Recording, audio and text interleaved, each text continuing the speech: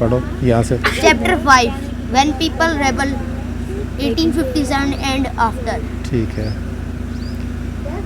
ठीक है, यहाँ से ये कौन है देखो, सिपाही है ना, कौन है ये? हाँ ये किसान है, कौन है भाई? ये फार्मर है ना, कौन है? ये रहा, sepoys and peasants gather forces for the revolt that spread across the plains of North India in 1857. Policies and the people. In the previous chapter, you looked at the policies of the East India Company and the effect they had on different people, kings, queens, peasants, landlords, tribals, soldiers were all affected in different ways. You have also seen how people resist policies and actions that harm their interests or go against their sentiments. तो भाई सुन भाई, क्या है ये भी किस तरह से उन्होंने डिफरेंट वे में लिया है इसको? ठीक है, ईस्ट इंडिया कंपनी, ठीक है, इसको ईस्ट इंडिया कंपनी के इफेक्ट को, नवाब से lose their power since the mid 18th century. Nawabs and Rajas had seen their power erode. They had gradually lost their authority and honor. Residents had been stationed in many courts. The freedom of rulers reduced their armed forces disbanded and their revenues and territories taken away by states. Strategy का मतलब क्रम wise, ठीक है, कैसे? ये कभी कुछ ले ले, कभी कुछ पावर ले ले उनसे, ठीक है, तो पावर लेते रहे उनसे। Many ruling families tried to negotiate with the company to protect their interests. For example, Rani Lakshmibai of Jhansi wanted the company to recognize her adopted son as the heir to the kingdom after the death of her husband Nana Sahib. The adopted son of Peshwa Baji Rao second pleaded that he be given his father's pension when the latter died. However, the company, confident of its superiority and military powers, turned down these pleas.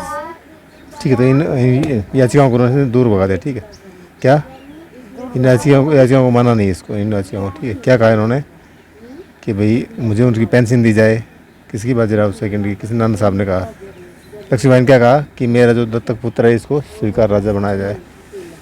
Awadh was one of the last territories to be annexed in 1801. A subsidiary alliance was imposed on Awadh, and in 1856 it was taken over. का मतलब पूरी तरह कब्जा कर लिया इस पर, ठीक है, 1856 में। Governor general Dalhousie declared that the territory was being misgoverned and British rule was needed to ensure proper administration. ठीक है भाई, बहाना क्या बनाया कि भाई इनका राज्य अच्छा नहीं चल रहा, ठीक है, इनका गवर्नमेंट काम नहीं कर रही। The company even began to plan how to bring the Mughal dynasty to an end. The name of the Mughal king was removed from the coins minted by the company in 1849. Governor General Dalhousie announced that after the death of Bahadur Shah Zafar, the family of the king would be shifted out. The Red Red Fort, out of the Red Fort. out of the Red Fort, and given another place in Delhi to reside in. In 1856, Governor General Canning decided that Bahadur Shah Zafar would be the last Mughal king, and after his death, none of his descendants would be recognized as kings. They would just be called Princes. the peasants and the Hmm. sepoys. In the countryside, peasants and zamindars resented the high taxes and the rigid methods of revenue collection. Many failed to pay back their loans to moneylenders, To the moneylenders. and gradually lost the lands they had tilled for generations. Generations. The Indian मतलब क्या है? spoils हाँ भाई सुनो देखो ये ना जो किसान थे ना उनके ऊपर कर्जा बहुत चढ़ गया था। लोन में क्या होता है, कर्ज होता है, ठीक है। कर्ज ज्यादा चढ़ गया था। तो उस कारण उनकी जो जमीन है वो चली गई थी, ठीक है। कहाँ चली गई थी? जमींदार, बड़े जमींदारों के पास, ठीक। कहाँ चली गई थी? बड़े जमींदार मतलब पैसे वालों के पास चली गई, ठीक है, ये कह लो। तो उनको बड़ा नुकसान हुआ इससे भाई। The Indian sepoys in the employ of the company also had reason एक for पढ़ो भाई, तू पढ़ भी। discontent. They were unhappy about their pay, आराम, थोड़ा आहिस्ता। हाँ, allowance, allowances and and conditions of service. ठीक। तो ये बताओ, यहाँ पे सिपाही थे, सिपाही किस तरह से नाराज थे वो? क्योंकि उनको भत्ते कम मिल रहे थे। उनको क्या मिल रहे थे? उनको भत्ते कम कम, मिलते थे। और उनको पे भी कम मिल रही थी, ठीक है। और कंडीशन और सर्विस कंडीशन क्या थी, वो मुश्किल थी, ठीक है भाई। Some of the new rules, moreover, violated their religious sensibilities and beliefs.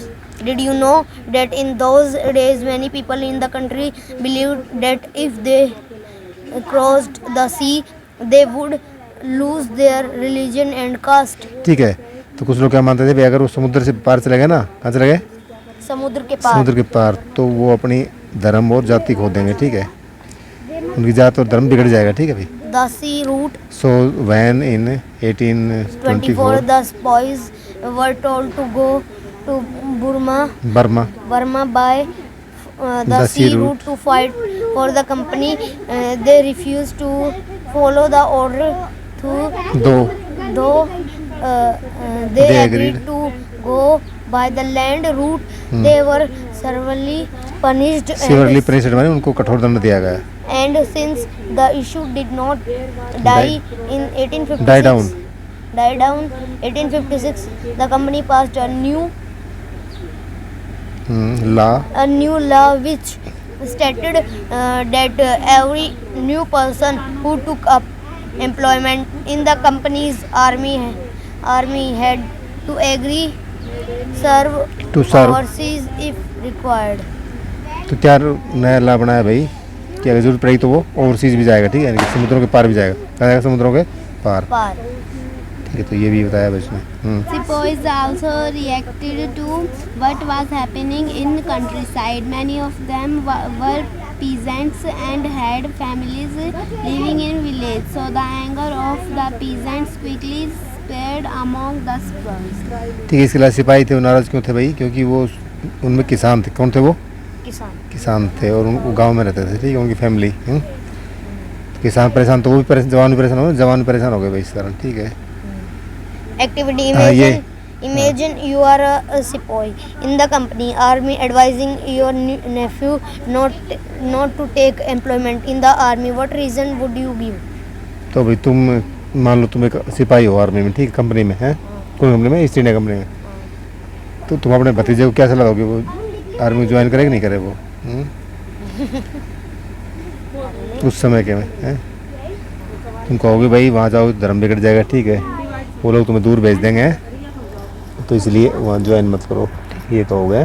Responses to reforms. The British believed that Indian society had to be reformed. Laws were passed to stop the practice of sati and to encourage the remarriage of widows. English language education was activated, promoted after 1830. The company allowed Christian missionaries to function freely in its domain and even own land and property. In 1850, a new law was passed to make conversion to Christianity easier. ठीक है, easier है, easier. आगे ये पड़ेगा। हाँ, this This is make conversion this law law allowed an Indian who had converted to Christianity Christianity to inherit the property of his ancestors. ancestors, मतलब अपने पूर्वजों की जो संपत्ति वो ले सकता था, ठीक है। वो कैसे, देखो एंसेस्टर्स माने पूर्वज, पूर्वज जो उसमें मिलेगा ना प्रॉपर्टी, वो भी ले रख सकता था और धर्म भी बदल सकता। धर्म क्या बदलता था, वो ईसाई धर्म बन जाता, ठीक है। वो Many Yes, I- Indians began to feel that the British were destroying the religion, Their religion. their social customs. customs and their traditional Way of life. तो ये सोचा भाई ये सब कुछ खत्म कर रहे हैं अंग्रेज हैं।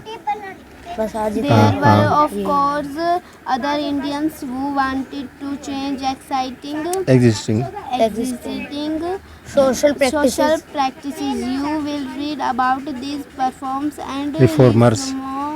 movements in chapter 7. बस ठीक है भाई। Figure 2.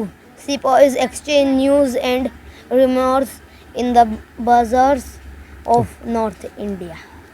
ठीक है, ये क्या है, अफवाहें फैला रहे हैं, ठीक है। अफवाहें सुन रहे हैं ध्यान से, क्या हो रहा है भाई, क्या नहीं हो रहा है, ठीक है। बाकी कल पढ़ेंगे। हाँ, बाकी कल पढ़ लेंगे, ठीक है। इसको ये पढ़ लिया था फिगर हमने, ठीक है।